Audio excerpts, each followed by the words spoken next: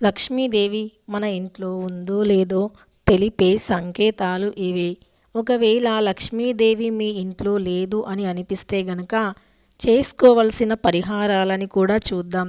ఈ పరిహారాలు చేయటం వల్ల లక్ష్మీదేవి మీ ఇంట్లో లేకపోయినా ఇంట్లోకి అడుగు పెడుతుంది. అయితే లక్ష్మీదేవి మన ఇంట్లో లేదు అని తెలిపే సంకేతాలు ఏంటో తెలుసుకుందాం. అయితే లక్ష్మీదేవి మన ఇంట్లో లేనప్పుడు ఇంట్లో అనవసరంగా చీటికి మాటికి గొడవలు వస్తూ ఉంటాయి. ఆర్థిక సమస్యలు, అప్పుల బాధలు ఎక్కువైపోతూ ఉంటాయి. అలానే ఆడవారికి ఉండే గాజులు అంటే ఆడవారు చేతికి వేసుకునే గాజులు పదే పదే పగిలిపోతూ ఉంటాయి. కుంకుమ బొట్లు కింద పడుతూ ఉంటాయి. పూజ చేసే సమయంలో కుంకుమ, పసుపు జారిపోయి కింద పడుతూ ఉంటాయి. ఇలా పదే పదే ఎంత జాగ్రత్తగా పట్టుకున్నా సరే కింద పడుతూనే ఉన్నాయి అన్నప్పటికీ ఖచ్చితంగా లక్ష్మీదేవి అనుగ్రహం లేదు అని గ్రహించుకోవాలి. మరి అమ్మవారి అనుగ్రహం కలిగి ఇంట్లో ఉన్న దరిద్రదేవి వెళ్ళిపోవాలి అంటే ఇల్లు తుడిచే నీటిలో ఒక 5 వస్తువులను వేస్తే గనక లక్ష్మీదేవి కటాక్షం చాలా సులువుగా కలుగుతుంది. ఇంట్లో ఉన్న జ్యేష్ఠాదేవి బయటికి వెళ్ళిపోతుంది. అవి ఏమిటి అంటే, ఒకటి గోమూత్రం. గోమూత్రం అనేది చాలా పవిత్రమైనటువంటిది. ఇంట్లో ఉన్న చెడు బ్యాక్టీరియాను నాశనం చేస్తుంది. రెండవది గరిక, దర్భగడ్డి అని కూడా అంటారు. ఈ గరిక కూడా ఇల్లు తుడిచే నీటిలో వేయడం వల్ల ఇంట్లో ఉన్న నెగిటివ్ ఎనర్జీ తొలగిపోతుంది. గోమూత్రం ఇల్లు తుడిచే నీటిలో వేయడం వల్ల జ్యేష్ఠాదేవి ఒక్క క్షణం కూడా ఇంట్లో నిలవదు. లక్ష్మీదేవి అనుగ్రహం కలుగుతుంది. అలానే చిటికెడు పసుపు. పసుపు అనేది యాంటీబయోటిక్. పసుపుని ఇల్లు తుడిచే నీటిలో వేయడం వల్ల ఇంట్లో ఉన్న చెడు క్రిములు నాశనం అయిపోతాయి.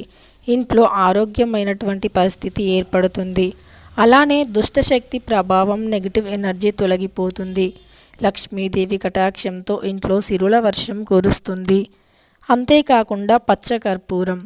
పచ్చకర్పూరాన్ని ఇల్లు తుడిచే నీటిలో వేయడం వల్ల ఇంట్లోకి లక్ష్మీదేవి ఆకర్షింపబడుతుంది.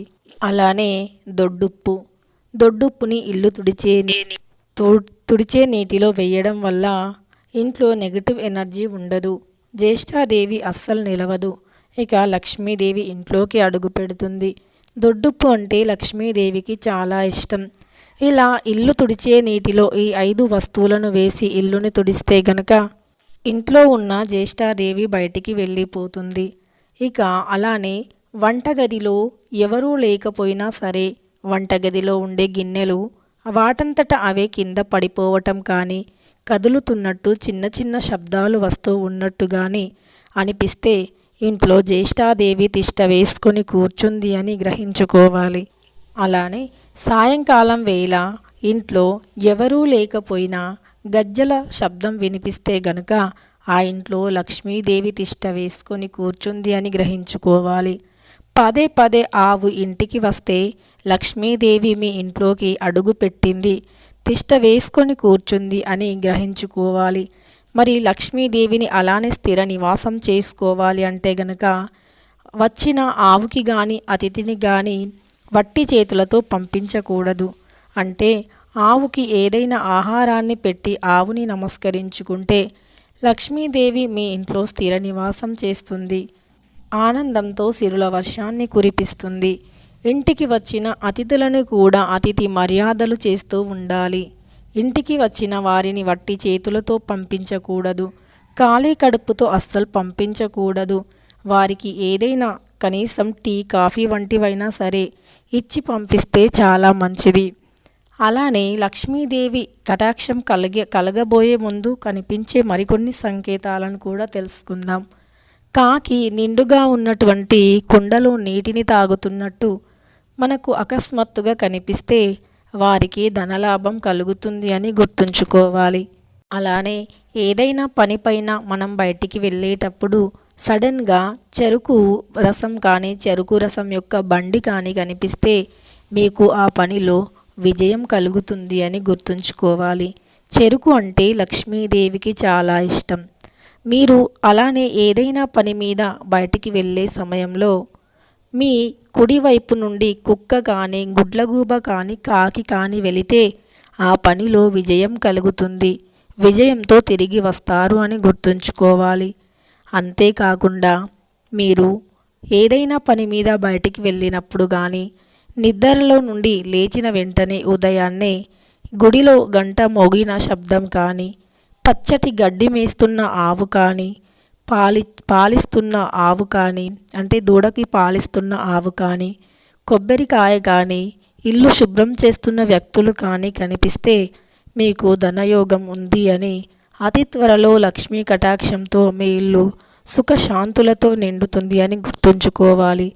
అలానే మీ ఇంట్లోకి లక్ష్మి అని, సహస్ర అని పేరు కలిగిన వారు వస్తే గనుక వారిని ఎప్పుడూ వట్టి చేతులతో పంపించకూడదు.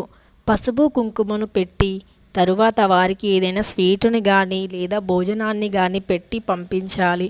ఎందుకంటే లక్ష్మి అనే పేరు లక్ష్మీ దేవతకి ఉంటుంది. అలానే సహస్ర అనే పేరు లలిత సహస్రనామాల్లో ఉంటుంది. ఈ పేర్లు అంటే అమ్మవారికి చాలా ఇష్టం. ఎప్పుడైనా ఆడపిల్లలకి పేర్లు పెట్టే సమయంలో లలిత సహస్రనామంలో నుండి పేర్లను తీసుకొని పెట్టాలి. అవి లక్ష్మీప్రదమైనటువంటివి. అందుకే లక్ష్మీదేవికి ఎంతో ఇష్టమైనటువంటి పేర్లు అవి. ఇక లక్ష్మీదేవి ఇంట్లోనే స్థిర నివాసం చెయ్యాలి అంటే ప్రతిరోజు ఆడవారు పడుకునే ముందు భోజనం అయిన వెంటనే ఇంట్లో ఉన్న ఎంగిలి గిన్నెలను కడిగివేసి స్టవ్ని శుభ్రం చేసుకోవాలి. అంటే స్టవ్ పైన ఉన్న మరకలు, కూర మరకలు, పాల మరకలు వంటివి తుడిచివేసి ఆ తరువాత నిద్రించాలి.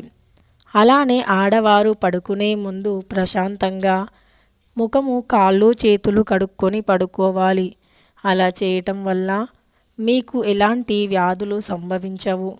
ఎందుకంటే మనకు డే మొత్తంలో మన శరీరం పైన ఎన్నో క్రిమి కీటకాలు చేరిపోతూ ఉంటాయి. అవి రాత్రి పడుకునే ముందు వాటిని కడిగేయడం వల్ల మనకు ఎలాంటి వ్యాధి అనేది సంభవించకుండా ఇతరులకి అంటకుండా ఉంటుంది. ఇక ఎంత శుభ్రంగా ఉంటే లక్ష్మీదేవికి అంత ఇష్టం. అలాగని వంట రూమ్లో అంట్లు కడగమన్నాం కదా అని అన్నం కూర కొంచెం కూడా లేకుండా అంతా బయట పడవేసి కడగడం అస్సలు మంచిది కాదు. కొంచెం అన్నం కూరనైనా పక్కన ఉంచి తరువాత అంట్లను శుభ్రం చేయాలి. రాత్రి సమయంలో ఊడ్చడం మంచిది కాదు. ఎవరైనా రాత్రి సమయంలో ఊడ్చే అలవాటు ఉంటే ఆ అలవాటును తొలగించుకోవటం చాలా మంచిది. ఎందుకంటే రాత్రి సమయాల్లో లక్ష్మీదేవి ఇంట్లోకి వస్తుంది అట. ఆ సమయంలో లక్ష్మీదేవికి సంబంధించిన అంటే లక్ష్మీదేవి స్వరూపంగా చీపిరిని భావిస్తూ ఉంటాము. కాబట్టి చీపిరితో ఆ సమయంలో ఊడ్చడం వల్ల లక్ష్మీదేవికి కోపం వచ్చి ఇంట్లో నుండి వెళ్ళిపోతుంది. అందుకే పడుకునే ముందు ఇల్లుని ఊడ్చడం మంచిది కాదు. కానీ ఇంట్లో ఉన్నటువంటి వస్తువులను శుభ్రం చేయడం, వంట రూమ్ని, మనం భోజనం చేసిన అంట్లను కడగడం చాలా మంచిది. ఇక లక్ష్మీదేవి అనుగ్రహం సులువుగా కలగాలి అంటే రాత్రికి పడుకునే ముందు దొడ్డుప్పుని తీసుకొని 4 మూలల్లో అంటే ఏదైనా ఒక గది, ముఖ్యంగా హాల్లో ఎక్కువగా నెగిటివ్ ఎనర్జీ ఉంటుంది కాబట్టి హాల్లో 4 మూలల్లో దొడ్డుప్పుని ఉంచండి. అలా ఉంచి నిద్రించండి. మరుసటి రోజు ఉదయాన్నే నిద్ర లేచాక ఆ ఉప్పుని తీసి డస్ట్బిన్